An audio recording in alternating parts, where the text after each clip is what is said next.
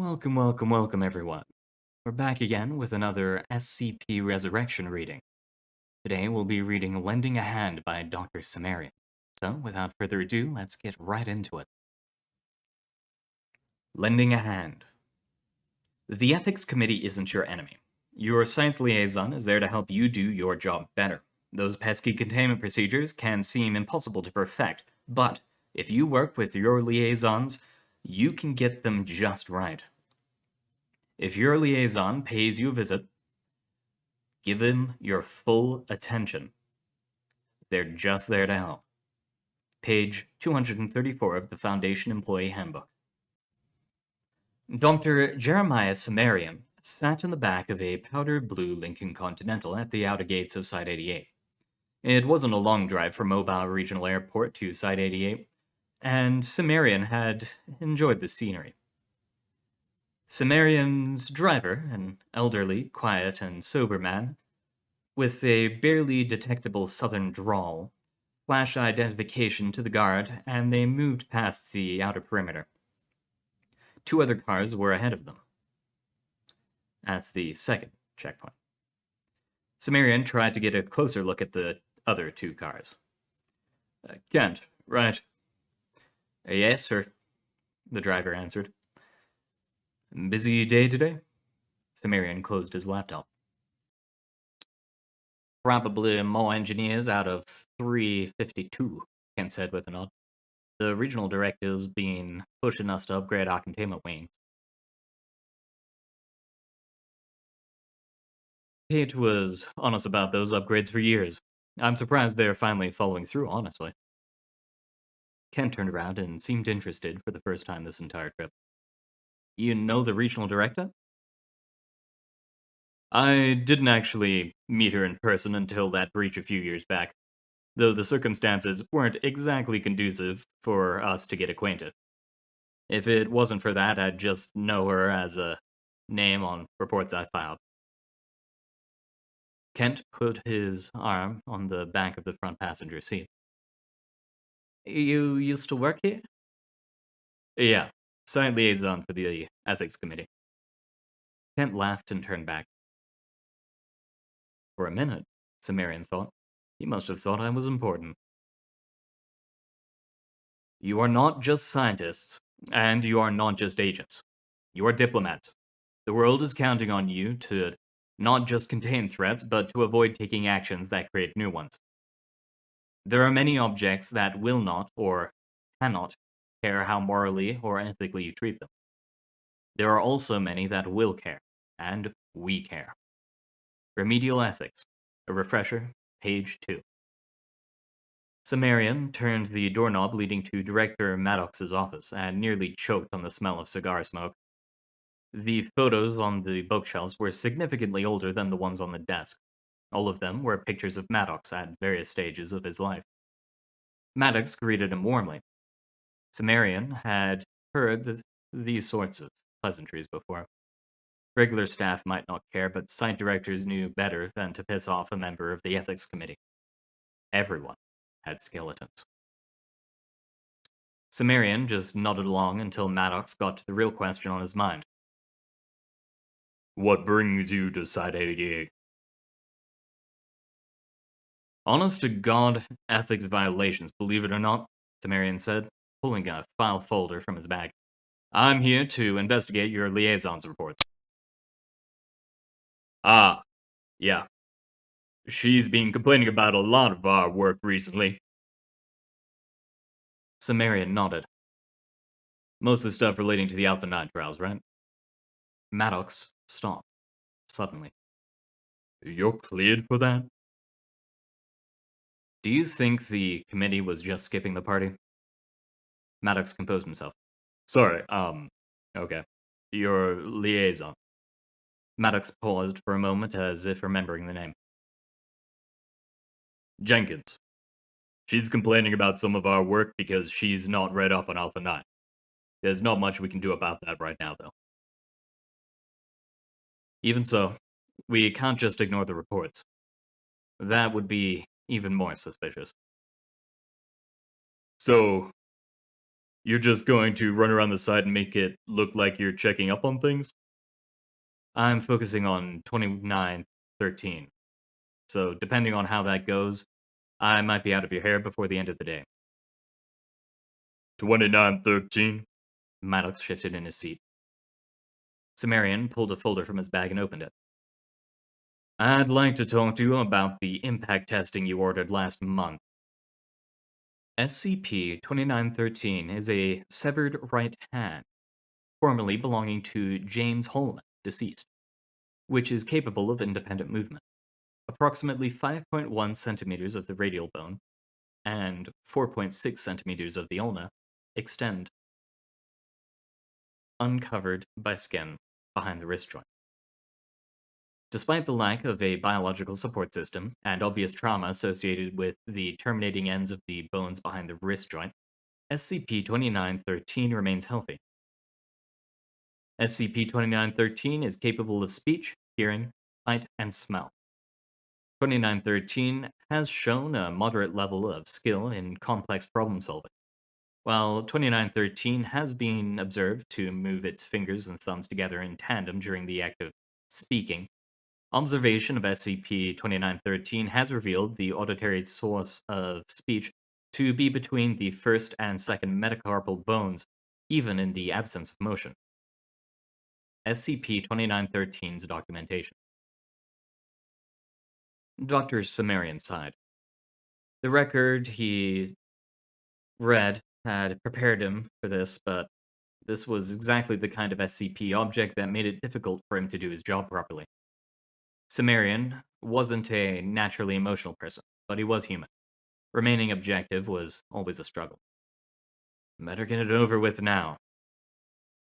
The inside of SCP-2913's containment chamber was gray and sterile. Cimmerian sat down at the desk on one side of the glass partition.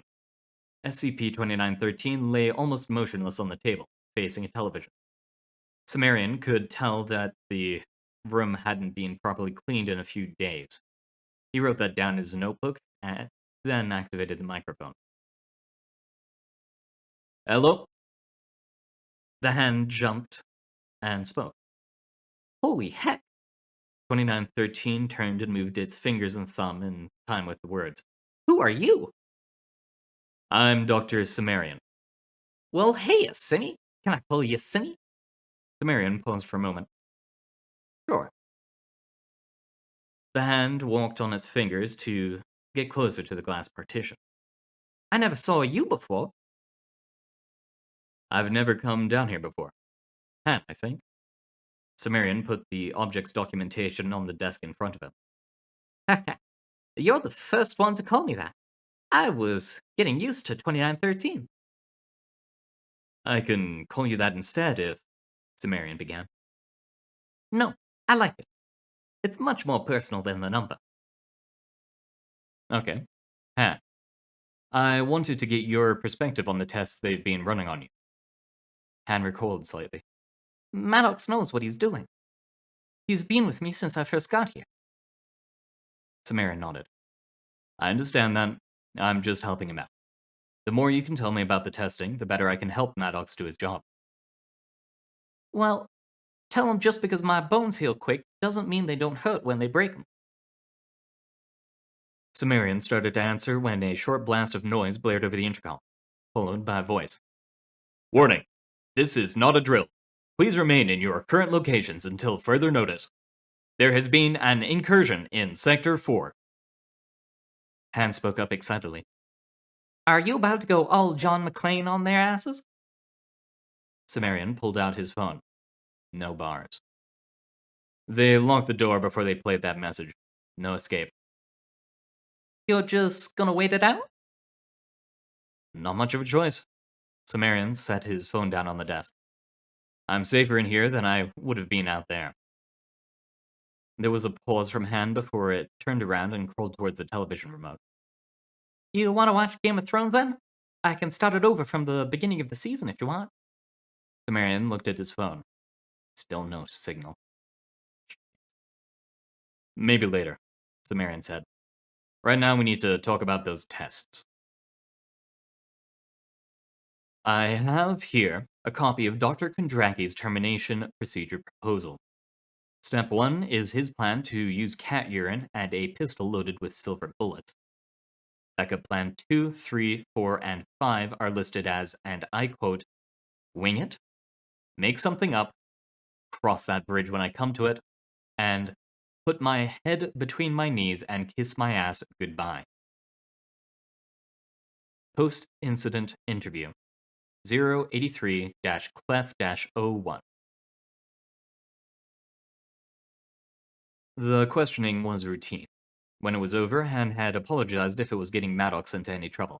Cimmerian had laughed at that. Now, though, with Han back to watching television, Cimmerian was moving around the room awkwardly, holding up his cell phone and hoping for a signal. A distant rumbling shook the containment chamber and interrupted them both. Cimmerian looked around as the power blinked twice and then went out for good. For a brief moment there was complete silence. Then the backup systems kicked on. Red emergency lights illuminated the room, and the ventilation system began to move air again. During that brief silence, Cimmerian thought he could hear something outside the door. He put his ear up against the wall and listened. He heard the faint sound of a declined access card. Shit, Cimmerian said, even though Han couldn't hear him anymore. Cimmerian dragged the desk to the left wall before flipping it over on its side. The intercom clattered to the floor. Cimmerian pulled the table closer to the wall and then laid down beside it. Outside, a knocking started, and quickly became louder. Cimmerian closed his eyes, covered his ears, and took a small breath. He heard the metal door come off its hinges a moment later and slam to the ground. Cimmerian opened his mouth and breathed out slowly. The men outside threw an object into the middle of the room. The world went white, and then very black. 144501. Second group of hostiles designated Dasher breaches 2913's containment cell. A flashbang is deployed into the breached room. 144513. Dasher 1 and 4 enter 2913's cell, while Dashers 2, 3, and 5 remain outside. 144634. Dasher 1 and 4 leave 2913's cell, with 2913 in a cloth bag carried by Dasher 4. Remains of this bag later indicated to be a Kevlar weave. 144639. Dasher receives a radio signal from Prancer, first group of hostiles, requesting assistance at 2343's containment cell. Please see Incident Report 1430 for more information on LMTF 352 Dalent's neutralization of Prancer. 144705. Dasher proceeds 13 meters before 2913 escapes its confinement. 144706. 2913 exits bag, brushing Dasher 4's belt as it falls to the floor. 144710. A fragmentation grenade detonates on Dasher 4's belt. It has been determined that this was an accidental detonation relating to 2913's fall, killing Dasher 1, 2, 4, and 5. Dasher 3 is mortally injured and will die before security teams arrive. 2913 is thrown away from the explosion. 144725. 2913 recovers and returns to its cell. Note: request by 2913 to keep grenade pin acquired from Dasher 4 as a souvenir is currently under consideration. Video surveillance. Incursion log 88-04. There would be debriefings, investigations, and reports to file, but Cimmerian headed back to Site 17 the next morning. They'd have to catch up with him there. Kent, for his part, seemed equal parts reverent and curious. He hadn't asked any questions yet, but Cimmerian could tell they were on the tip of the man's tongue. You seem like you've got something on your mind, Kent. Yes, sir. Kent paused before looking at Cimmerian in the rearview mirror. I heard from a friend that you took out half the incursion on your own, with a single grenade. Cimmerian blinked twice and chuckled. this, he thought. This is how those kinds of stories start. Kent snapped his eyes back to the road. Well, Cimmerian began. I can't talk about it, but that seems incredibly unlikely. Yes, sir, Kent answered. Cimmerian was sure he could have gotten away with telling the truth. But what was the truth anyway? That the other half of the hostiles died trying to get into 2343's cell? Why did the teams go straight for Alpha 9 candidates? What was 2343 doing on the lists in the first place? It was basically a god. There was no way anyone would approve of it for an Alpha 9. There were leaks and subterfuge and danger around every corner. This was exactly the kind of shit he'd been avoiding during his entire tenure at the Foundation. Hey, Kemp, Cimmerian said, sighing. Can you turn the radio on? Kent nodded and pressed the power button. Norman Greenbaum, Cimmerian thought as he hummed along. Prepare yourself, you know it's a must. You gotta have a friend in Jesus. Memories can be fuzzy, so if there are important details, don't wait to be asked. Write them down. If you or one of your friends had direct contact with either an escaped SCP object or a hostile intruder, report it to your superior. Once a containment breach ends, follow the 4 R's. Recontain, reclaim, remember, and record. After the site has been cleaned up, your debriefings will help prevent further breaches. Sometimes, problems are systematic and recurring. Breaches rarely happen just once. Recovering from a containment breach, the 4 R's and more tips. Dr. Light's office was sparse, but she was anything but laconic. Cimmerian knew he was going to end up here. He had met her when he was first assigned to the project, and she'd seemed pleasant enough, a bit secretive, but she used to be a site director. That came with the territory. After the breach at 88, he'd been stuck trying to explain the events to 5 different people before this meeting. It wasn't like Light could even fire him. He wasn't in her chain of command. The ethics committee, though, would only take so much of a personal conflict before it tried someone else who was equally good at the job, but more agreeable. Cimmerian had seen it happen to others. Hell, he had been the replacement before. Why do you think you're here? She asked pointedly. Well, I get the feeling you're about to tell me I won't be flying commercial anymore. Funny. Yes, that's definitely true, but what I really want to know is what you didn't tell security about the breach. Ah, Cimmerian thought. That's what this is about.